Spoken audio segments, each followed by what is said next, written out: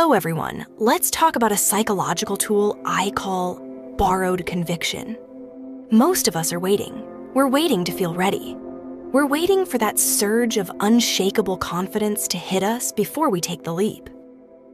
But here is the cold, hard truth of high performance. Confidence is a trailing indicator. It shows up after the work is done. So, what do you do when the work isn't done yet? You borrow it.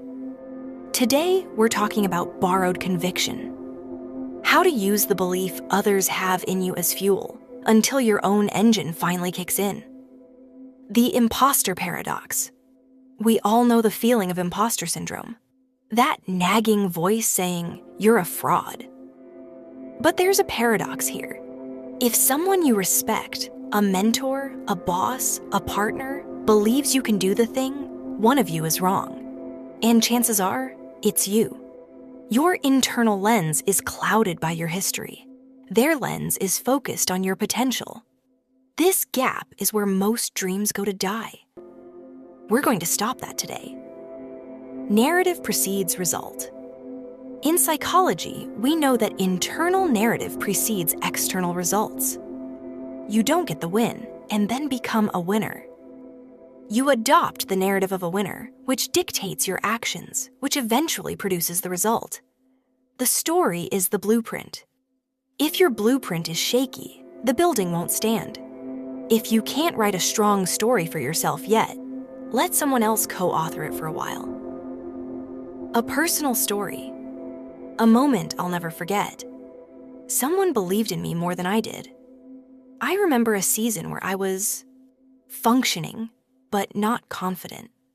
I was showing up, but not fully believing.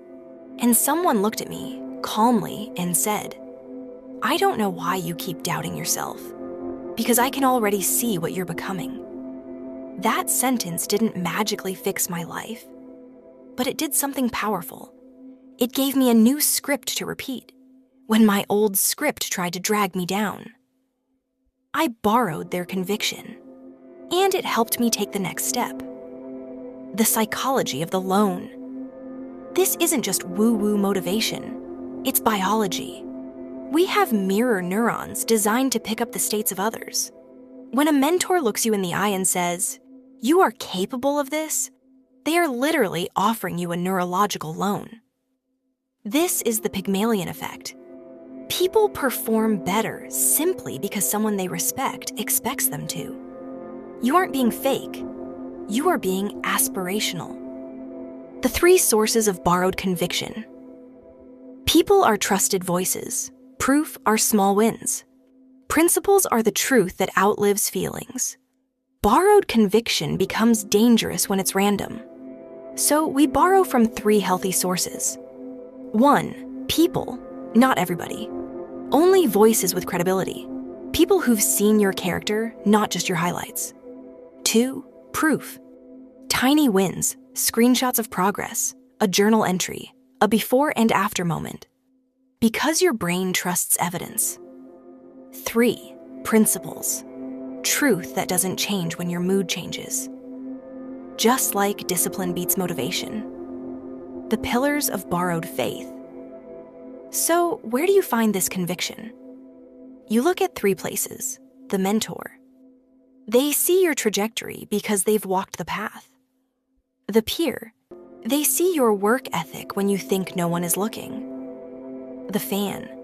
They see the value you provide that you've become desensitized to. Identify whose belief in you is the strongest right now. Lean on it. Use their yes to silence your maybe.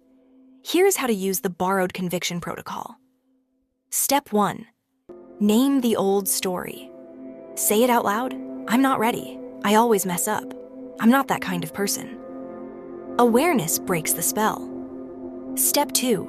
Borrow a better sentence, a mentor's words, a principle, a line you trust.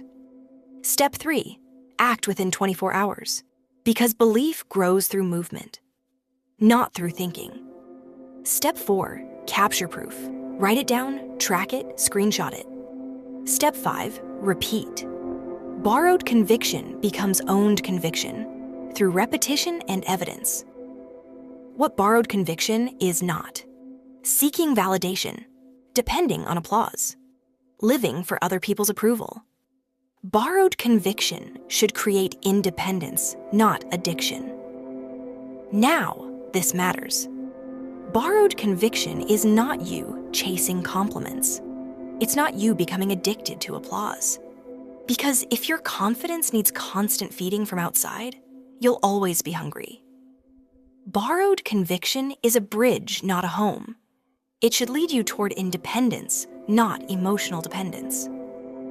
The shift from borrowed to owned. One day, you'll notice something. You didn't need a pep talk to start. You didn't need someone to remind you.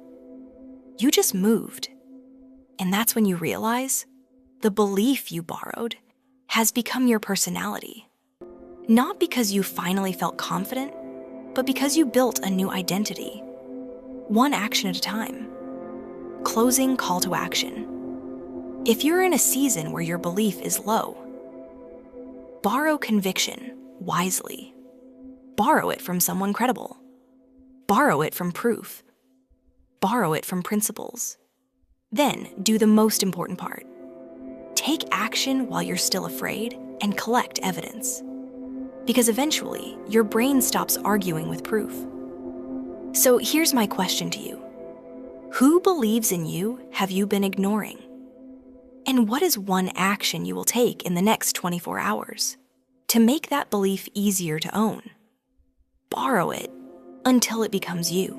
Thanks for watching. Kindly like, comment, and share. Subscribe for more enlightening video like this. The Lamie Ledger